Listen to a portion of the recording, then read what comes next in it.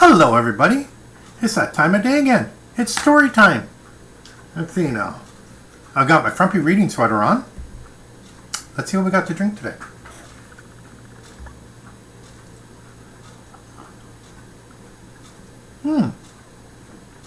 Nice cup of coffee. Okay, we need a book. I'll get a book. Hold on.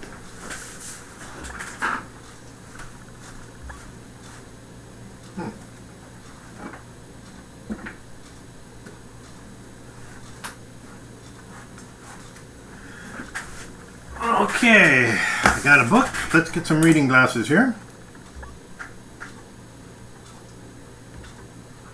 And today's story is called Franklin Plays the Big Game by Paulette, Bourgeois, and Brenda Clark.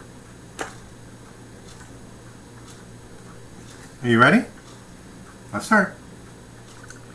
Franklin could slide down a riverbank.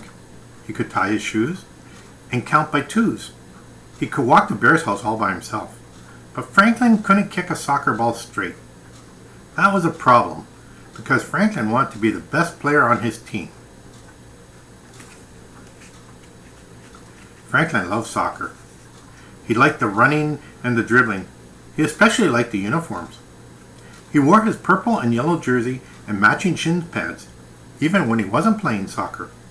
Sometimes he slept with his soccer ball and dreamed of scoring goals. Before every game, Franklin practiced in his park. He kicked the ball with the inside of his foot again and again. He did warm-up stretches and cool-down walks. Still, Franklin had trouble. He couldn't run very fast, even without a soccer ball between his feet. And when Franklin kicked the ball, it never went where he intended. Goose watched Franklin's ball fly into the bushes. "I'll never score a goal," said Franklin sadly. "Neither will I," said Goose. "I keep forgetting that the rules say I cannot use my wings unless I'm a goalkeeper. Everybody gets mad at me." Goose showed Franklin how wide her wings could stretch. Beaver was watching too. "And I'll never score a goal," she says, "because my tail is so long and heavy that it drags me down." She ran for a bit. Franklin and Goose could see the problem. "No wonder we never win any goals," grumbled Franklin. It was true. Franklin's team had not won a game all season. Bear's team won every game. Losing didn't bother Coach. She said the same thing before each game. "Let's have fun out there." Losing didn't bother Franklin's parents, who shouted, "Nice try," whenever Franklin got the ball. But it bothered Franklin a lot. "What's wrong?" asked Franklin's father. "I never score a goal," answered Franklin.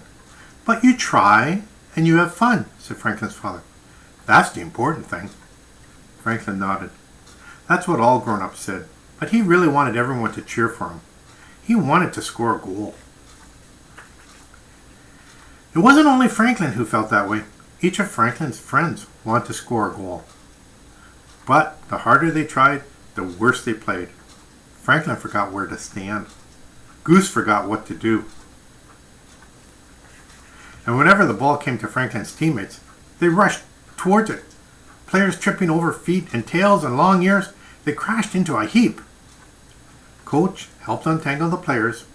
You have to work together as a team. You have to share the ball.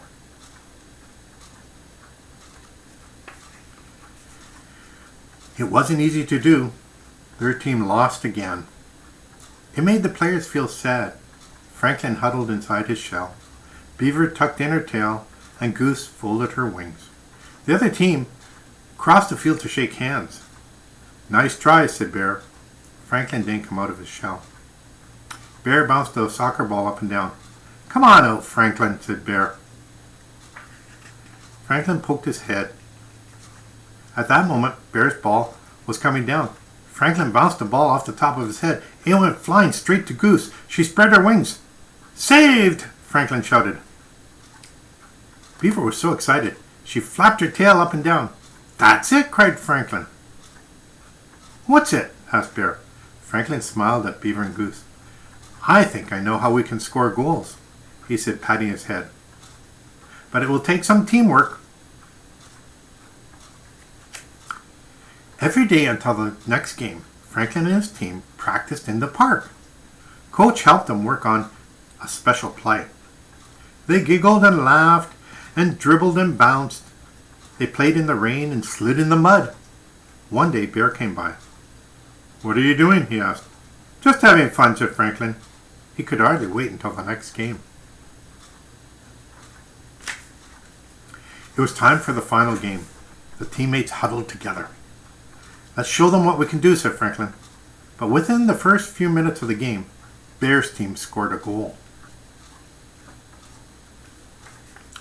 Team, said Coach, it's time for your special play. Goose went into the goal.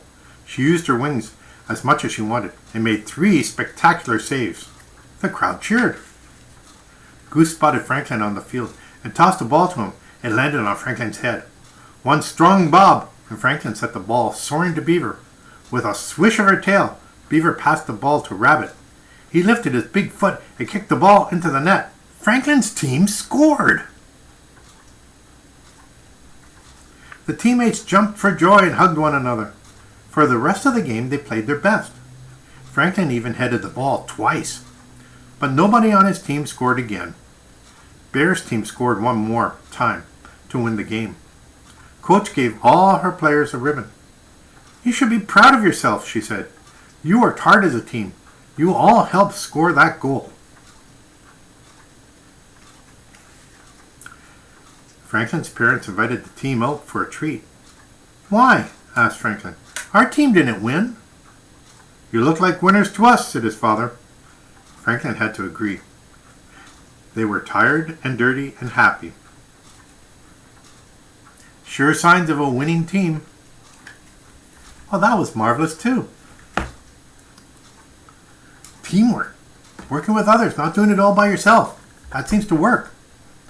Well, that's the end of the book. You have yourself a great day. You take care of one another. Take care of yourself. And I'll talk to you tomorrow. Bye now.